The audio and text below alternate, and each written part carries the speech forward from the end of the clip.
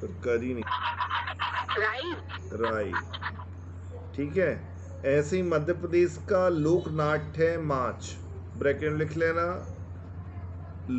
मध्य प्रदेश का लोकनाट्य।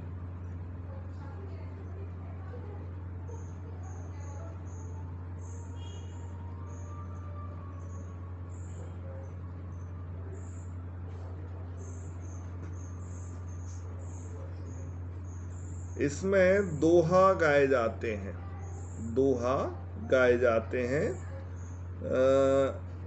दोहा शैली को, जो दोहा शैली रहती है उसको रंगत कहा जाता है।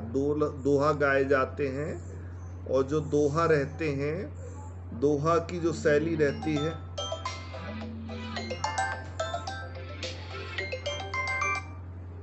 हाँ भैया, जय जय।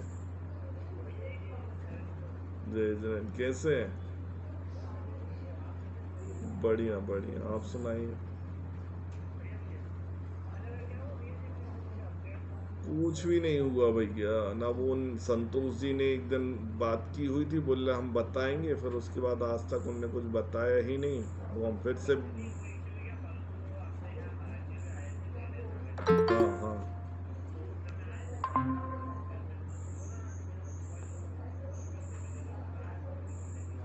हाँ हाँ हाँ।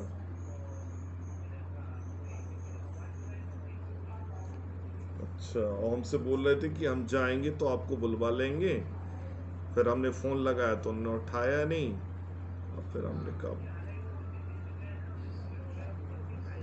अच्छा अच्छा, हाँ। तो उनने क्या बोले फिर?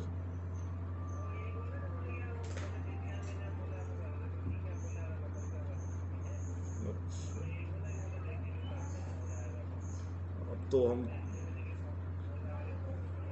कुछ नहीं हुआ, व्यवस्था से बाहर भी हो गए अब तो। मतलब, अब वो क्या, वो आ गए तो वो हम वो आन ज्वाइन कर लिया उनने, तो हम बाहर होना पड़ा फिर। इसीलिए प्रयास कर रहे थे कुछ हो जाता। मंत्री जी ने आश्वासन दिया था हालांकि। आखिर आप तो कुछ भी नहीं कर सकते। हाँ, वो तो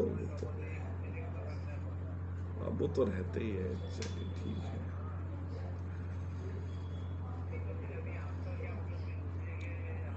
अब तो अभी कुछ भी नहीं हुआ। अब तो संभावना कम ही लग रही है। अब कुछ नहीं कर पा रहे हैं। पोर्टल ही नहीं खुल रहा अब हमारा तो। अब मोहन ने बोला था भोपाल हम जाएंगे तो आपको बता देंगे, तो फिर उनको कोई रिस्पॉन्ड ही नहीं आया।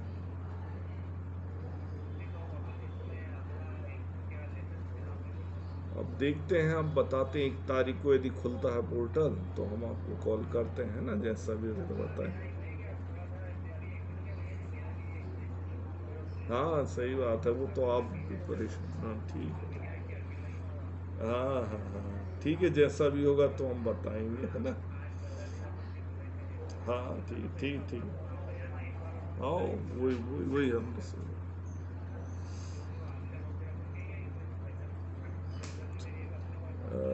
ठीक है ठीक। चलिए ठीक है, बहुत बहुत धन्यवाद, कम से कम आपने ध्यान रखा।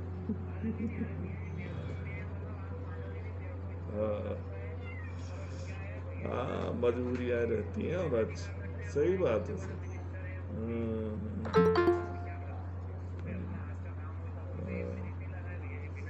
हाँ, हाँ,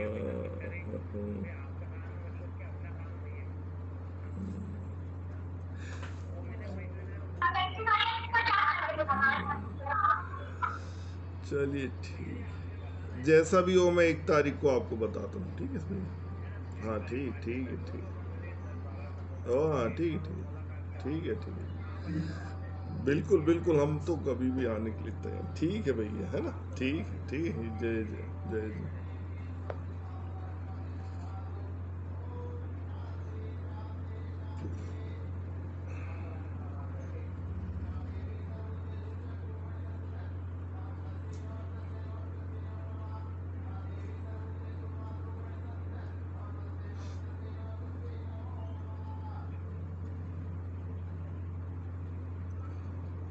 भैया हम क्लास ले रहे हैं, थोड़ी देर के बाद कॉल करते हैं आपको, है ना? हाँ वो तो अभी हम ऑनलाइन हैं, थोड़ी देर के बाद कॉल कर रहे हैं, ठीक है? हाँ, हाँ, चलो ठीक है। हाँ, चलिए, कुछ जरूरी कॉल आ गए थे तो उठाना पड़ा। हाँ, अब आते हैं। इतना मुस्कुरा के बात कर रहे हो जैसे भाभी जी का फोन आया हो। हेलो, कहाँ की भाभी, कहाँ की भौजी? उस समय तो रोते रहते, इतने मुस्कुराते थोड़ी हैं, जैसे कि हमारा अनुभव बताता है। सारे अनुभवशील प्राणी तो बैठे हुए हैं, कितने मुस्कुराते हैं शादी के बाद। निकल गई, हम लोग की नहीं निकल पाई। वो निकल जाएगी सबकी। चलो अब आगे देखो। माच एक राजकीय नाट्य है। यह माच की जो दोहा शैली रहती है उसको रंगत कहा जाता है। इससे रिलेटेड भी क्वेश्चन आता है, रंगत। और इस माच में ढोलक और सारंगी वाद्य यंत्रों का प्रयोग किया जाता है। इंपॉर्टेंट पॉइंट है, माच में ढोलक और सारंगी का प्रयोग किया जाता है।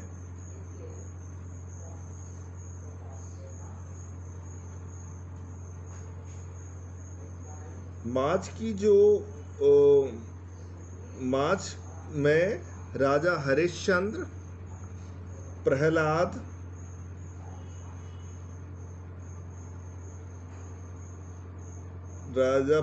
प्रहलाद और ध्रुव की कथाओं का मंचन किया जाता है। सारे इंपॉर्टेंट फैक्चुअल पॉइंट हैं, ये ध्यान रखना। जैसे क्या क्या बताया, सबसे पहले तो माच मालवा का प्रमुख मतलब मध्य प्रदेश का नाट्य है, ठीक है। फिर इसमें जो दोहा शैली दोहा के रूप में गायन होता है। इस जो दोहा की जो शैली रहती है उसको रंगत कहा जाता है। और इसमें ढोलक और सारंगी का प्रयोग होता है। और इसमें राजा हरिश्चंद्र, प्रहलाद और राजा ध्रुव की कहानियों का मंचन होता है। अब आगे आता है ढोला मारू। ढोला मारू गीत, ये भी मालवा में भी किया जाता, निमाड़ में भी किया जाता और बुंदेलखंड में भी होता है, लेकिन मुख्य रूप से मालवा का लोकनाट्य है, ठीक है। मालवा, निमाड़ तथा बुंदेलखंड में किया जाता है। ये भवाई जाति होती है एक मालवा में, भवाई जाति के लोग ढोला मारू का नाट्य करते हैं।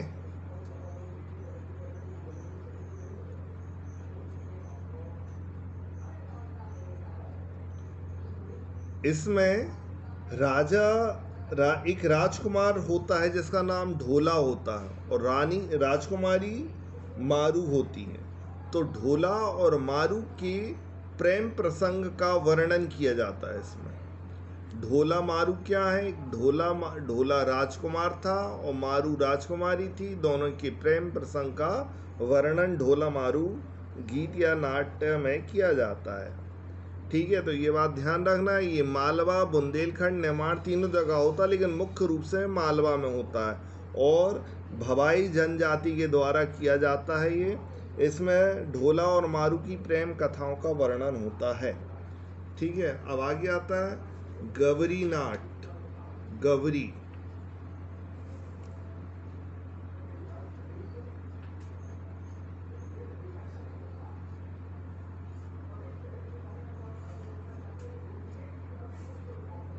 इसमें शिव और भस्मासुर की कथा का वर्णन किया जाता है।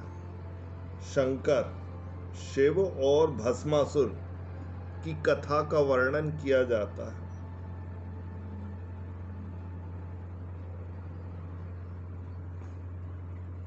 यह नाट्य रक्षाबंधन के दूसरे दिन से 40 दिन तक कंटिन्यू चलता रहता है।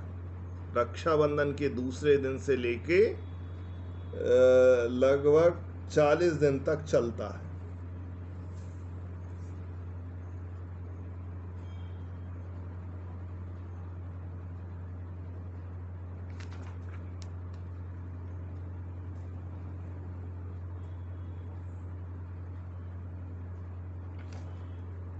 फिर रामदंगल और नकल, रामदंगल और नकल ये भी मालवा के लोकनाट्य हैं।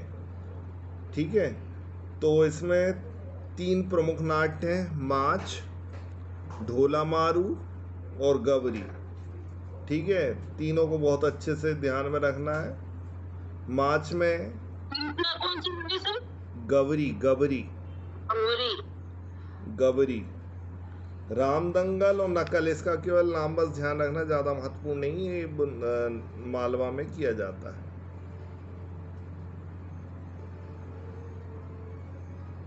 फिर अब आगे रामदंगल और क्या बताया आपने? नकल, नकल, नकल करना।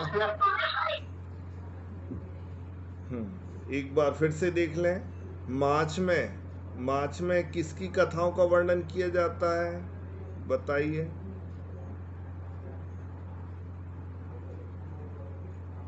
किसकी कथाओं का वर्णन होता है माच में? राजा हरिश्चंद्र, राजा दुर्ग, प्रहलाद की कथाओं का वर्णन किया जाता है। ठीक है, अब आगे आता बुंदेलखंड के लोकनाट्य। बुंदेलखंड,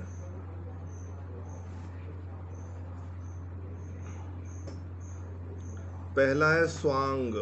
स्वांग रचते हैं।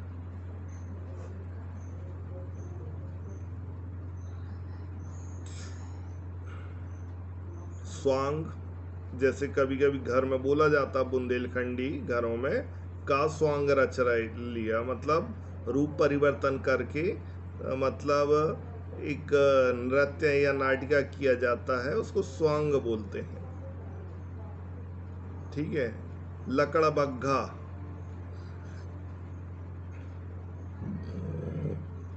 लकड़बग्घा, लकड़बग्घा बघेलखंड और बुंदेलखंड दोनों में किया जाता है।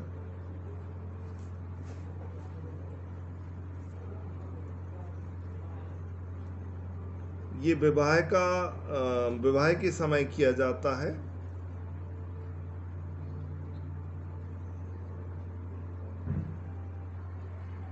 रासलीला, रासलीला किससे संबंधित है?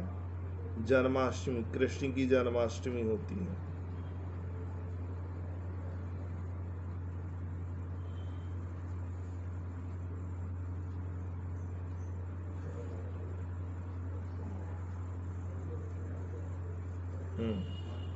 फिर है रासलीला के बाद रामलीला, तो मालूम ही है अपन को, ये बुंदेलखंड का है, ध्यान रखना। रामलीला, रहस,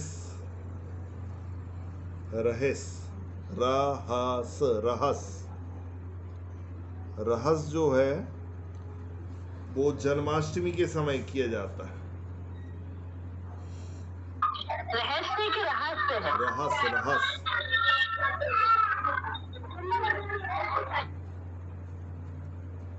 भड़ैती,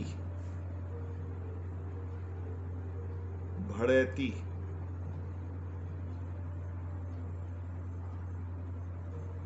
ये इंपॉर्टेंट है। भड़ैती कब किया जाता है? भड़ैती जो है, चंदेल शासक जो है, चंदेल शासक, बुंदेलखंड की चंदेल शासकों की शौर्य गाथाओं, चंदेल शासकों ने किस मंदिर को, कहाँ के मंदिरों का निर्माण करवाया था, बताइए। खजुराहो।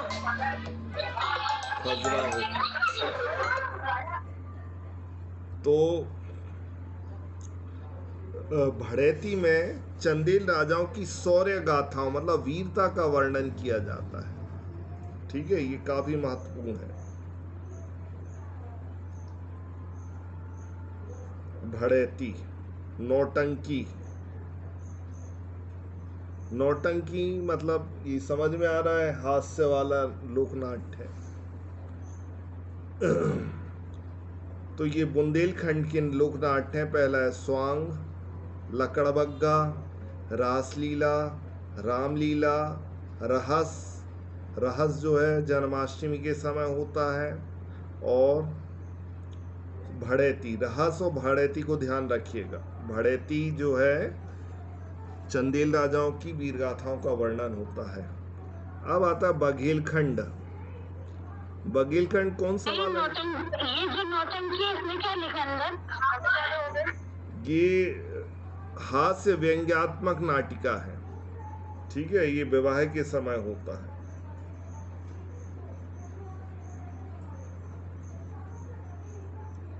बघेलखंड, बघेलखंड कौन सा क्षेत्र कहलाएगा? कौन सा जिला आता है बघेलखंड के अंतर्गत, बताइए। रीवा, रीवा, सतना, ठीक है, सतना, मैहर, मऊगंज। हाँ, बघेलखंड जो है उसमें कौन कौन से किए जाते हैं? पहला है जिंदवा। जिंदवा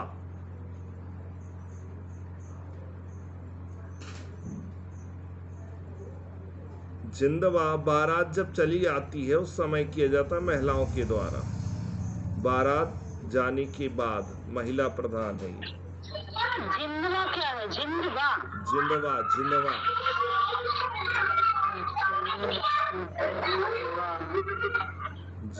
जिंदवा, ठीक है। जिंदवा के बाद छाहुर। छाहुर,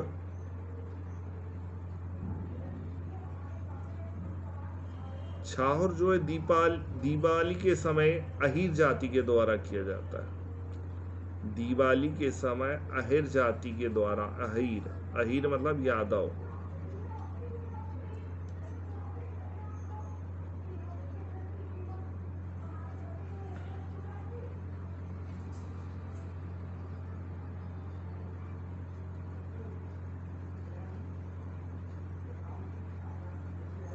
फिर मनसुखा। मनसुखा, फिर से रिपीट करिए। मनसुखा, मनसुखा सभी त्योहारों पर किया जाता है।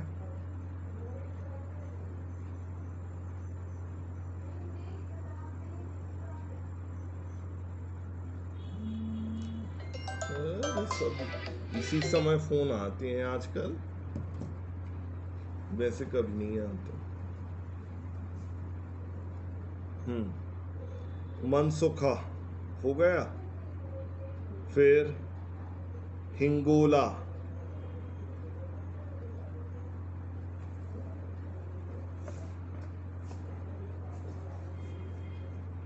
हिंगोला, हिंगोला जो है ये भी सभी त्योहारों पर किया जाता है। हास्य नाटिका है, ठीक है।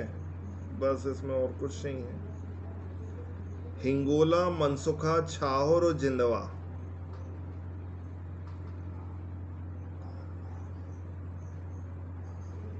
जिंदवा में क्या किया जाता है? बारात जब जली जाती है तो महिलाएं हास्य व्यंग करती हैं, हंसी मजाक करती हैं, उसको जिंदवा बोला जाता है। जैसे अपने यहाँ वो करते हैं बाबा भाई। हाँ, वो ही कहलाता है। अब हमें तो आइडिया नहीं है, तो महिमा मैडम बताइए बुंदेलखंड के लोक नाट्य कौन कौन से हैं बिना देखे? नहीं देख के बताइए। अरे बिना देखे बोलो। सामने रखा है तो कैसे बिना देखे बोलो? हाँ, सॉन्ग है जो रूप परिवर्तन करके करते हैं, नाटक करते हैं, है ना। दूसरा है लकड़ बग्गा जो विवाह के समय किया जाता है। तीसरा है रासलीला जो जन्माष्टमी के समय की जाती है कृष्ण जी के लिए। रहस्य ये भी जन्माष्टमी के समय की जाती है। फिर उसके बाद भड़ेनी जो चंदेल जातक की सौर्य गाथा के लिए किया जाता है। फिर उसके बाद है नौटंकी, ये हास्य नाटक है जो विवाह के समय किया जाता है। ठीक है। राखी की दूसरे दिन से 40 दिन तक चलता है ये। कौन सा? नौटंकी। नौटंकी कहाँ 40 दिन के लिए बोला हमने? किसकी ने बोला था? हमने अच्छा वो मालवा का था। नहीं तो आगे हो गई थी गलत। गौरी नाट्य था वो तो। ठीक है, इस प्रकार से आपके हो गए लोकनाट्य। अब आगे आते हैं अपन। अभी हमने इसके पहले क्लास में आप लोग को आउट ऑफ कोर्स थोड़े हो गए थे, जीएसटी पढ़ा दिया था, वो इनकम टैक्स का था। बिजनेस मैनेजमेंट में कॉन्ट्रैक्ट अकाउंट था एक, ठीक है। तो कॉन्ट्रैक्ट अकाउंट मतलब क्या होता है? कॉन्ट्रैक्ट मतलब होता है अनुबंध। अनुबंध अधिनियम 1872 हेडिंग डाल लें, अनुबंध अधिनियम 1872।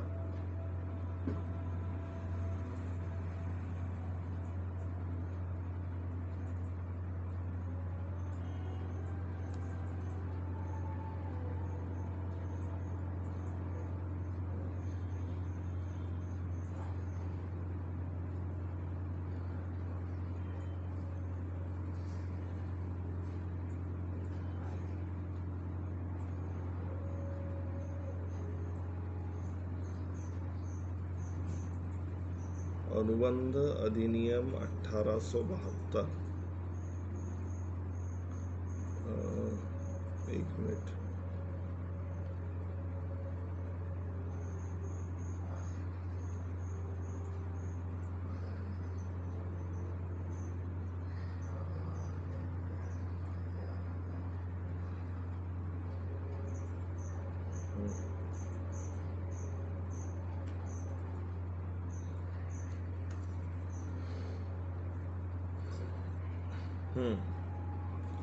अनुबंध अधिनियम 1872 क्या होता है इसके बारे में अपन देखेंगे, ठीक है। अनुबंध अधिनियम क्या है? अनुबंध करना मतलब दो व्यक्तियों के बीच में परस्पर जो एक एग्रीमेंट होता है उसको अनुबंध कहते हैं, ठीक है। तो भारतीय अनुबंध अधिनियम 1872 कब लागू हुआ? 1 सितंबर 1872 को लागू हुआ था, ध्यान रखिएगा, ठीक है। 1 सितंबर 1872 को लागू हुआ था।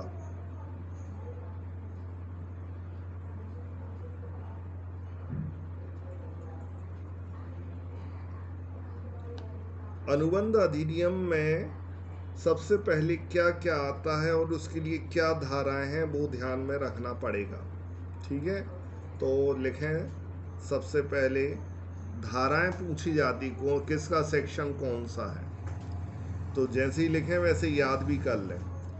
सबसे पहले कोई भी अनुबंध होता है तो क्या होना चाहिए? प्रस्ताव होना चाहिए। तो लिखें प्रस्ताव, प्रपोजल। अंडर सेक्शन 2 ब्रैकेट में ए, 2A।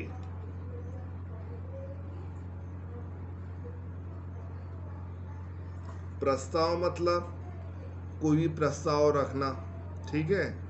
जैसे कि हमने प्रस्ताव रखा कि कल से अपन पढ़ाई शुरू करते हैं, ठीक है। ये प्रस्ताव बस है, अभी कल 8 बजे क्लास लगाएंगे, तो ये केवल प्रस्ताव बस, क्या अभी आपने सहमति नहीं दी है, ठीक है।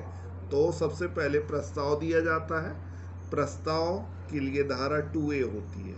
फिर वचन, प्रॉमिस,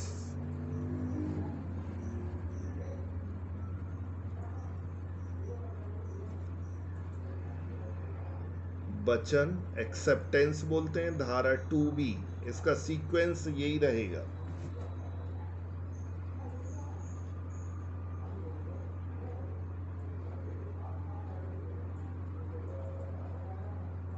ठीक है।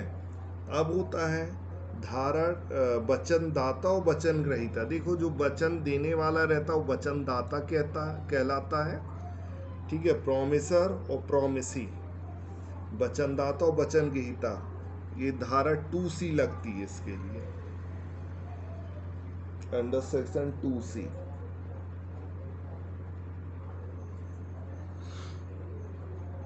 फिर प्रतिफल, प्रतिफल मतलब होता है जब हमने सबसे पहले प्रस्ताव दे दिया, फिर आपने वचन दे दिया कि हाँ मान लो कहीं कल चलना है अपन को, प्रस्ताव दिया, फिर वचन आपने सामने वाले ने दे दिया। अब दो पक्ष हुए, वचनदाता और वचन ग्रहीता, ये धारा 2C में आ गया।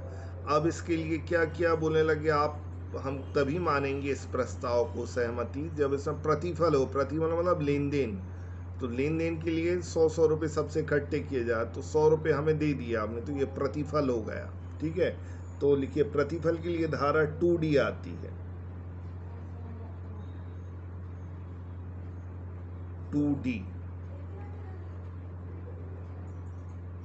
ये प्रतिफल के बाद एग्रीमेंट हो जाता, मतलब वो ठहराव कहलाता है। ठहराव के लिए 2E। प्रतिफल की क्या है? प्रतिफल की 2D।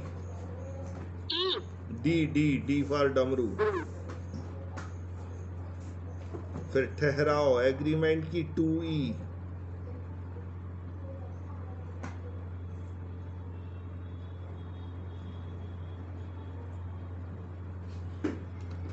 फिर पारस्परिक वचन, रेसिप्रोकल प्रॉमिस।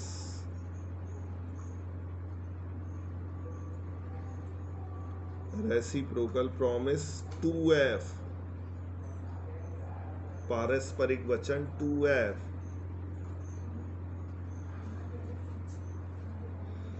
फिर व्यर्थ ठहराव। अब ये व्यर्थ ठहराव के लिए 2G आता है, 2G। अब ये व्यर्थ ठहराव की डेफिनेशन लिख लें, क्या कहलाता है इसका, क्वेश्चन पूछा जाता है। बेठहराव जो शासकीय नियमों के अनुसार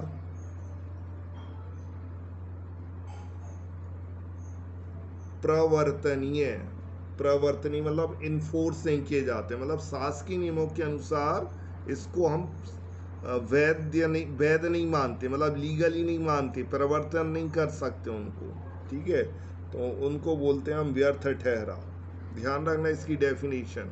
व्यर्थ ठहराव किसे कहते हैं, जिन्हें शासकीय नियमों के अनुसार प्रवर्तनीय नहीं किए जाते। वीना मैडम को आज क्या हो गया, अभी ज्वाइन कर रही हैं, क्या बात है मैडम, काफी लेट हो गई। गुड इवनिंग सर, लाइट नहीं थी। ये तो प्रॉब्लम बहुत रहती है, हमारे इधर भी बड़ी मुश्किल में आई है। हाँ, व्यर्थ ठहराव मतलब वॉइड एग्रीमेंट। कॉन्ट्रैक्ट एक्ट 1872 पढ़ा रहे हैं अभी, तो वॉइड एग्रीमेंट मतलब क्या होता है, ऐसा ठहराव जो शासकीय नियमों के अनुसार प्रवर्तन ही नहीं किया जाता, उसको हम व्यर्थ ठहराव या वॉइड एग्रीमेंट कहते हैं, अंडर सेक्शन 2G। ठीक है, अब आता है अनुबंध 2H। इसकी धारा इंपॉर्टेंट है, मतलब ये सब चीजें यदि हो जाती हैं तो उसको बोलते कॉन्ट्रैक्ट में भैया जो प्रतिफल जो इस धारा में लग रहा था, कौन किसमें था, 2D किसमें था? 2B वचन। हाँ? वचन मतलब प्रॉमिस। 2B नहीं, 2D। 2D प्रतिफल था, प्रतिफल जी। कंसीडरेशन। जो आपने लिखवाया है, बेठहराव जो शासकीय नियमों के अनुसार परिवर्तन नहीं किए जाते। परिवर्तनीय, प्रवर्तनीय।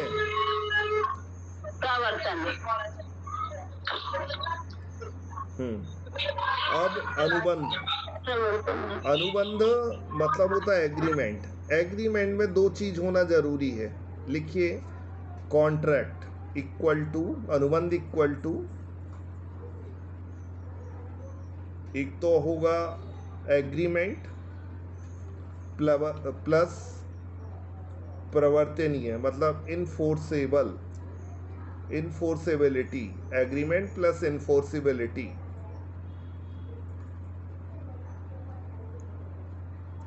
मतलब ठहराव को यदि प्रवर्तनीय किया जाता है सरकारी नियमों के अनुसार तो उसको अनुबंध कहते हैं। एग्रीमेंट देखो अच्छे से सीक्वेंस, अभी एक चीज और देख लो फिर उसके बाद अपन समझते हैं। फिर आता व्यर्थनीय ये वाला जो आपने अभी बताया ये वाला समझ में नहीं आया। अभी लिख तो लो माता, अब लिखो आगे व्यर्थनीय अनुबंध।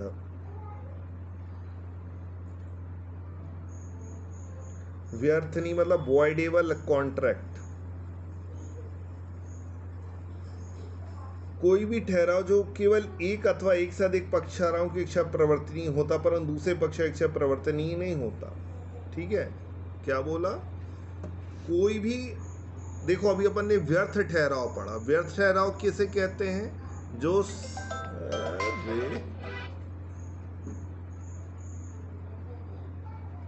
व्यर्थ ठहराव किसे कहते हैं? जो शासकीय नियमों के अनुसार क्या होते हैं?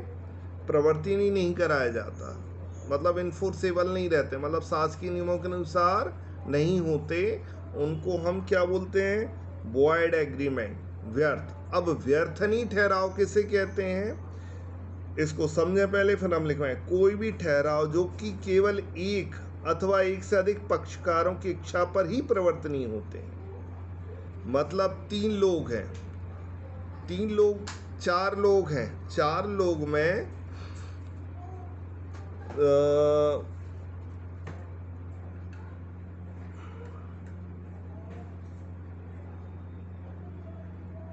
चार लोग में 3 लोग बोल रहे हैं कि अपन भेड़ाघाट चलते हैं, ठीक है, और एक बोल रहा है कि अपन लम्हेटा घाट चलते हैं। तो उसने बोला कोई भी ठहराव जो कि केवल एक अथवा एक से अधिक पक्षकारों की इच्छा पर ही प्रवर्तनीय होता है, एक या एक से अधिक पक्षकारों की इच्छा पर ही प्रवर्तनीय होता है परंतु दूसरे पक्ष का प्रवर्तनीय नहीं होता, उसको व्यर्थनीय ठहराव बोलते हैं। ठीक है, इसकी दूसरी इजी भाषा में, एक मिनट,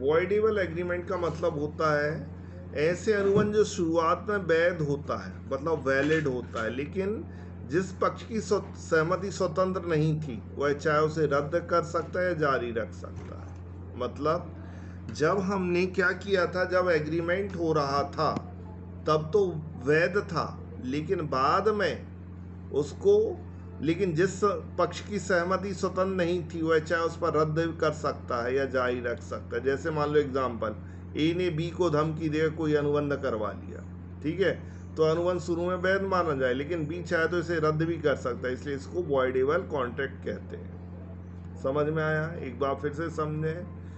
ऐसा अनुबंध जो शुरुआत में वैध होता है, वैध मतलब वैलिड होता है, मतलब पहले धमकी देकर हमने तैयार करवा लिया किसी को कि अपन चलेंगे वहाँ पर, ठीक है। जैसे अभी वो केस हो रहा, वो सोनम रघुवंशी वाला, वो एक इंदौर में जो ले गई थी, कहाँ पर, मेघालय में, ठीक है, उसने धमकी देकर उसको हनीमून ले जाने के लिए मेघालय लेके गई, ठीक है।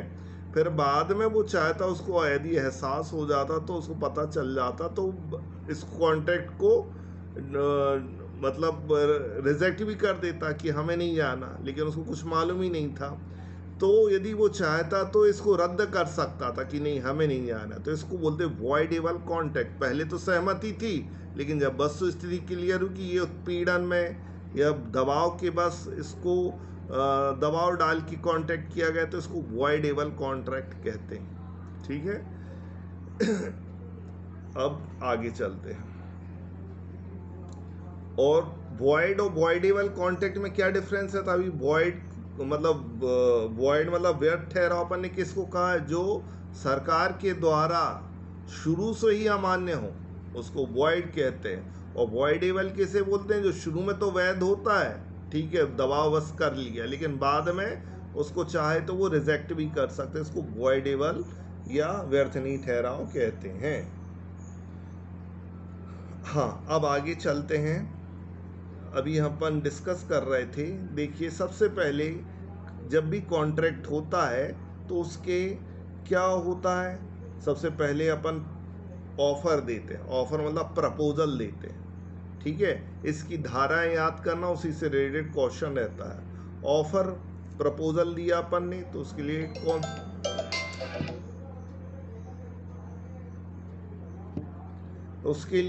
कौन सी धारा लगती है? सेक्शन 2A लगती है। अरे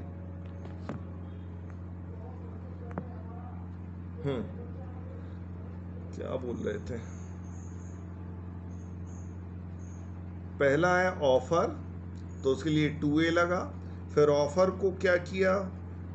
वचन दे दिया सामने वाले ने, तो इसको बोलते हैं एक्सेप्टेंस, सॉरी प्रॉमिस। प्रॉमिस के लिए कौन सी धारा लगती है? 2B। इसको अपन एक्सेप्टेंस स्वीकार भी बोल सकते हैं। वचन दे दिया मतलब स्वीकार हो गया। इसके बाद आता है फिर प्रतिफल आता है, कंसीडरेशन, ठीक है। कंसीडरेशन ये हमने बीच में लिखवा दिया, वचनदाता और वचन ग्रहीता, इसकी ज़्यादा महत्वपूर्ण नहीं है। कौन सी सेक्शन थी उसके लिए? 2C, है ना। फिर आता कंसीडरेशन। कंसीडरेशन मतलब कुछ लेन देन होना चाहिए उस कॉन्ट्रैक्ट में, तो उसके लिए प्रतिफल होता। प्रतिफल के लिए कौन सी सेक्शन लगती है? 2D। 2D के बाद आता है एग्रीमेंट। एग्रीमेंट मतलब वचन और वचनों का प्रत्येक समूह जो एक दूसरे का, देखो उसमें वचन भी होना चाहिए और प्रस्ताव भी होना चाहिए, वचन भी होना चाहिए और प्रतिफल। यदि ये तीनों चीज आ जाती हैं तो उससे ठहराव बन जाता है, ठीक है। ठहराव के बाद क्या आता है?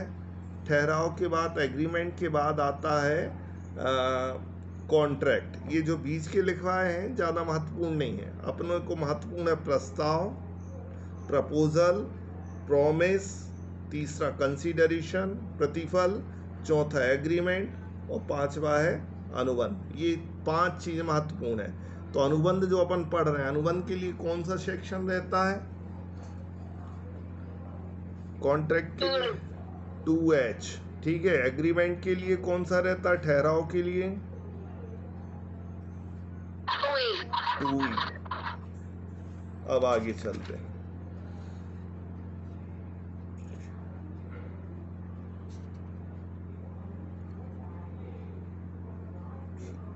अब बताइएगा, आपसे हम प्रश्न पूछ रहे हैं।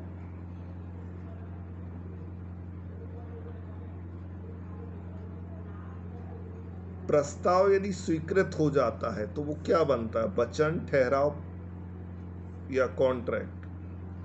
प्रस्ताव यदि स्वीकृत हो जाता तो वचन होता है कि ठहराव होता है? क्या होता है? वचन होता है। वचन होता है, ठीक है। अनुबंध के लिए ठहराव का होना बताओ आवश्यक है कि नहीं है? अनुबंध मतलब कॉन्ट्रैक्ट। कॉन्ट्रैक्ट के लिए एग्रीमेंट होना जरूरी है कि नहीं? बताइए। जरूरी है, ठीक है। अब आता है अनुबंध के पक्षकार, पार्टीज ऑफ कॉन्ट्रैक्ट।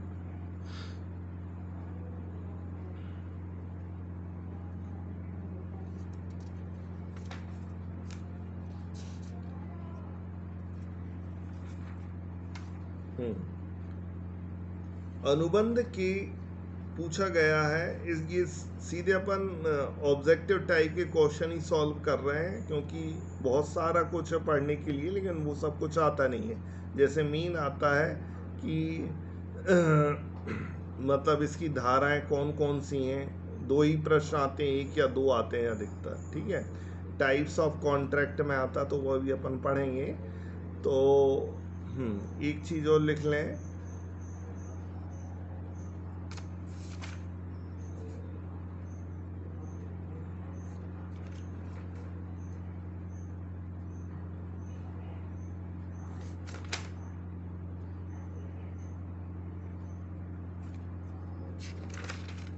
ये समझे।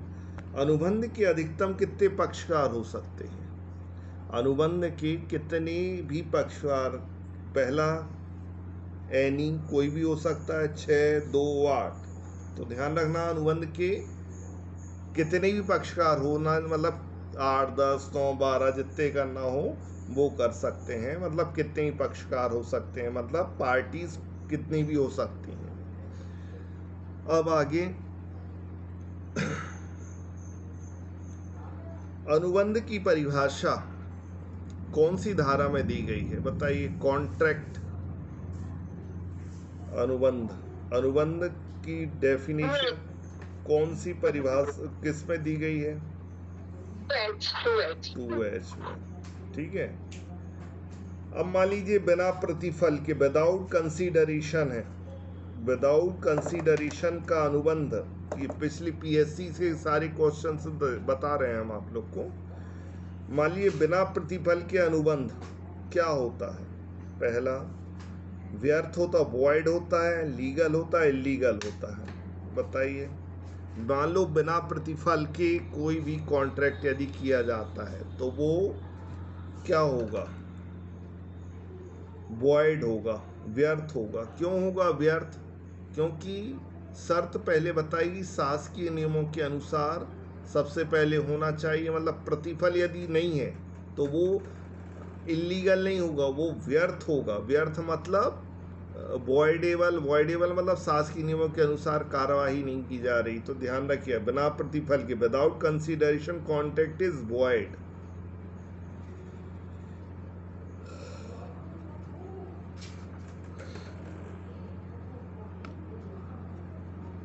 अब आगे चलें।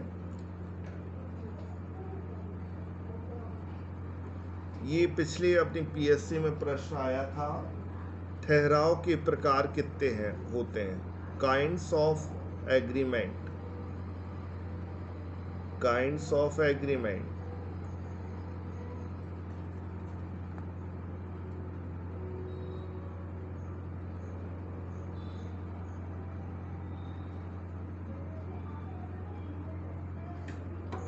पहला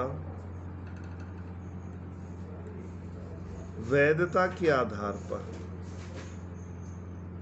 वैधता मतलब legality, on the basis of legality. वैधता के आधार पर ठहराव दो प्रकार के होते हैं, होता लीगल और एक होता इलीगल, वैध और अवैध।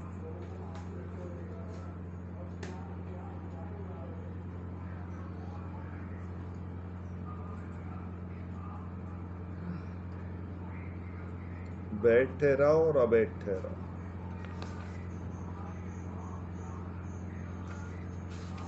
फिर लिखें प्रवर्तनशीलता के आधार पर, मतलब on the basis of इनफोर्सेबिलिटी, प्रवर्तनीयता।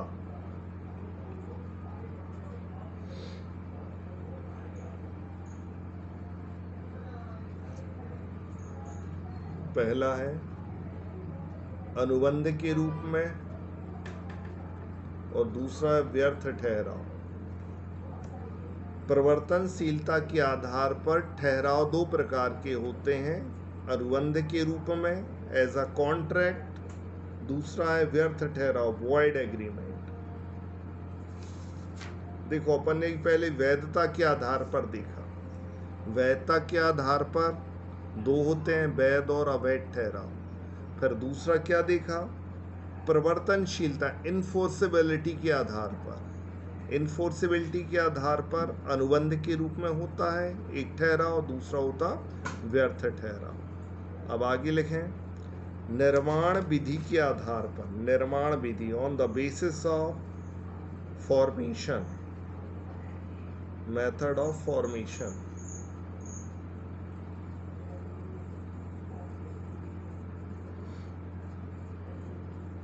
On the basis of formation, उसमें लिखें पहला स्पष्ट ठहराव, एक्सप्रेस एग्रीमेंट।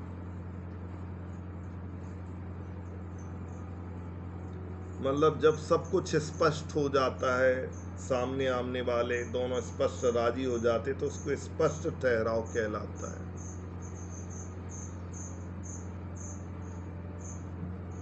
दूसरा, गर्भित ठहराव। गर्भित, अस्पष्ट ठहराव।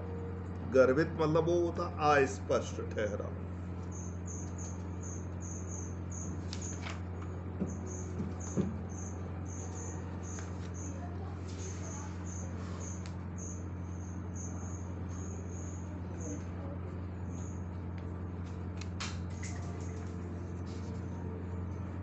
ये निर्माण विधि के अनुसार हो गया। स्पष्ट ठहराव जो स्पष्ट हो, गर्भित या अस्पष्ट हो तो उसको अस्पष्ट ठहराव कहते हैं। अब आता है on the basis of performance, निष्पादन के आधार पर।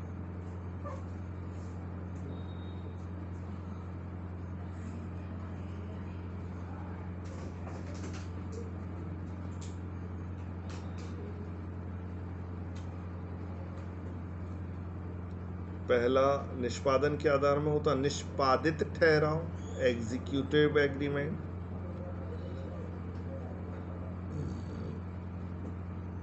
निष्पादित ठहराव।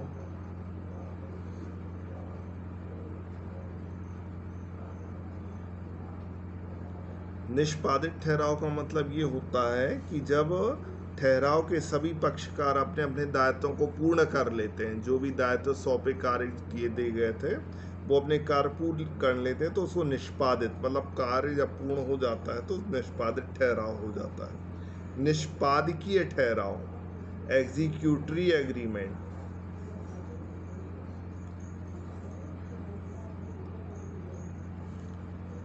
निष्पादकीय ठहराव किसे कहते हैं? इसमें क्या रहता है, जो पक्षकार रहते हैं वो अपना दायित्व भविष्य में पूरा करेंगे, अभी पूर्ण नहीं किया, अभी पूर्ण कर लेते तो वो निष्पादित ठहराव कहलाता है। निष्पादकीय ठहराव मतलब वो भविष्य में अपने जो भी जिस कार्य के लिए एग्रीमेंट हुआ वो भविष्य में करेंगे, तो उसको निष्पादकीय ठहराव कहते हैं।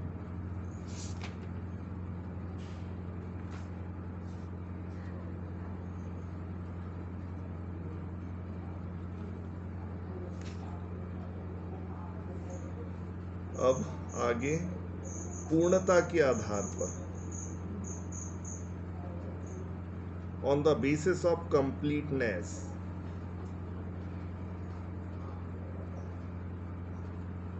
पहला प्रवर्तन योग्य ठहराव। प्रवर्तन योग्य ठहराव।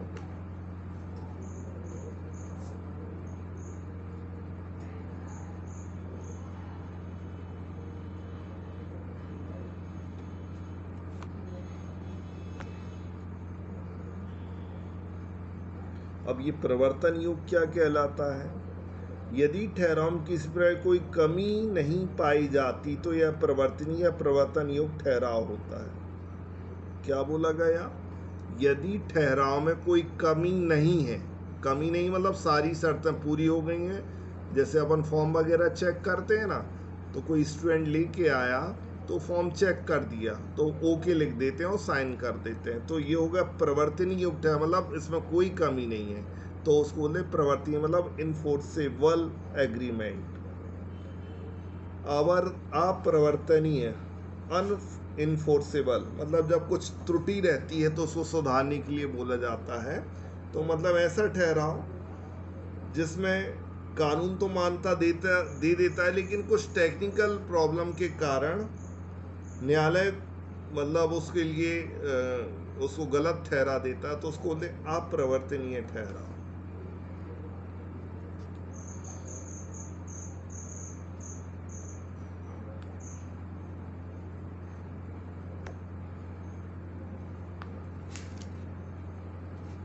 ठीक है, इस प्रकार से ये काइंड्स हो गए। एक बार नीलिमा मैडम थोड़ा पढ़ दो सारी बिना देखे।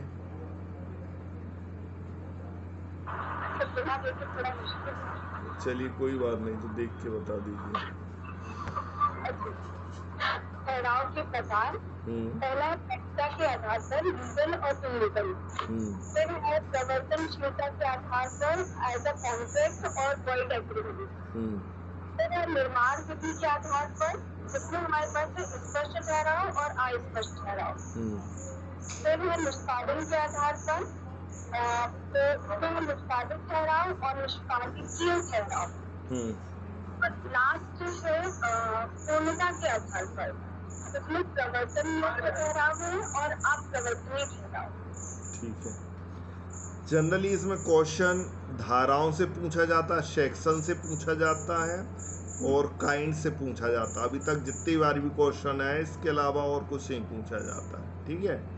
अब इसमें एक पॉइंट काफ़ी महत्वपूर्ण हो रहता है, उसमें पूछा जाता सभी अनुबंध ठहराव होते हैं और सभी ठहराव अनुबंध होते हैं, तो इसमें से कौन सा सही है बताइए। क्या बोला? सभी अनुबंध ठहराव होते हैं, ये सही है कि सभी ठहराव अनुबंध होते हैं?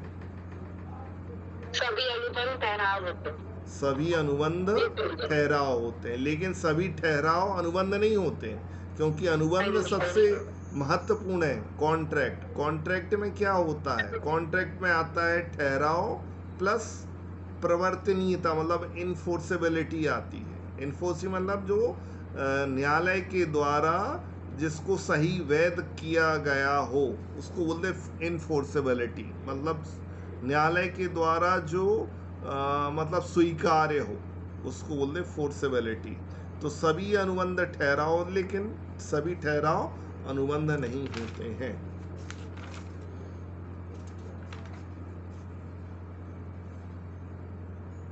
अब बताइए ठहराव के लिए न्यूनतम कितने पक्ष होना चाहिए? कम से कम 3, 2, 5, 7, कम से कम 2 तो होना चाहिए। ठीक है। अनुबंध के लिए ठहराव है, अनुबंध के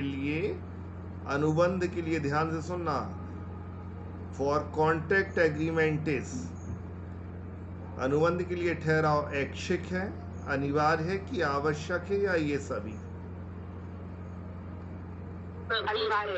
अनिवार्य। अनुबंध के लिए ठहराव अनिवार्य है, अनुबंध के अंतर्गत आता ना ठहराव, तो अनुबंध के लिए ठहराव होना आवश्यक है।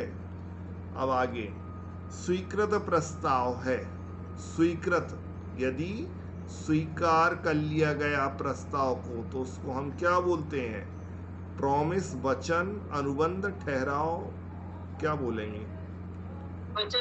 वचन बोलेंगे।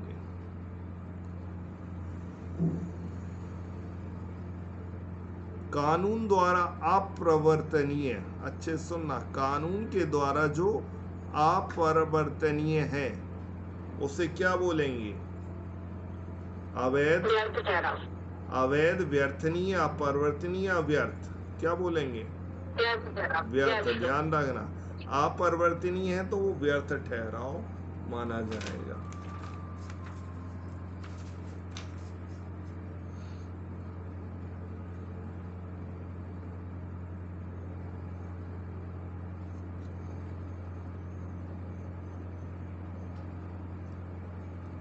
प्रस्ताव, प्रस्ताव स्वीकृत होने पर, प्रस्ताव मतलब प्रपोजल, प्रपोजल को जब स्वीकार कर लिया जाता है तो वो क्या बन जाता है?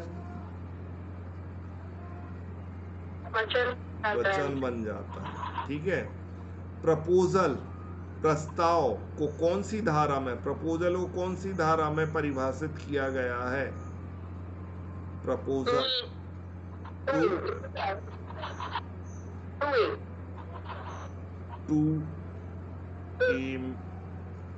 2A में। हाँ ठीक है। स्वीकृति, स्वीकृति मतलब होता है एक्सेप्टेंस, एक्सेप्टेंस। स्वीकृति को कौन सी धारा में बताया गया? 2B। अब वही क्वेश्चन आ रहे हैं अधिकतर। ठीक है। तो ध्यान रखिएगा, ये चीज महत्वपूर्ण है। जनरली प्रबंध इसके कॉन्ट्रैक्ट के प्रकार को अच्छे से पढ़ लेना जो अपन ने लिखे हुए हैं, और धाराओं को याद कर लेना। ठीक है। और कब इन्फोर्स हुआ था, कब लागू हुआ था इंडियन कॉन्ट्रैक्ट एक्ट? 1 सितंबर 1872। ठीक है। अब अपने बसते हैं कॉम्पिटिशन एक्ट 2002 और एक होता नेगोशिएबल इंस्ट्रूमेंट 1881। ये 2 और बचे इस चैप्टर में, ये 2 कल हो जाएंगे, फिर परसों से अपन इनकम टैक्स शुरू करेंगे। ठीक है, चलिए आज के लिए इतना ही। शुभ रात्रि।